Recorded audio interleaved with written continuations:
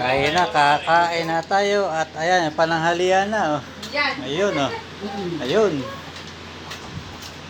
Kain na. Ang laki ng subo oh. Ah, maliit lang pala. Patakin na lang inyong Ayan, ah. spare.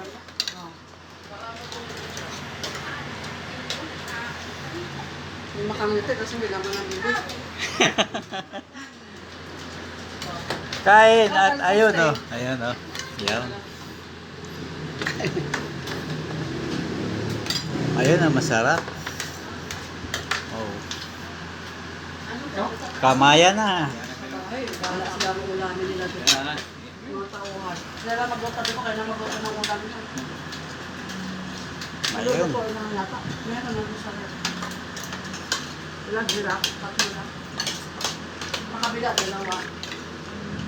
Pag may marami akong... Yun, kakain na sila.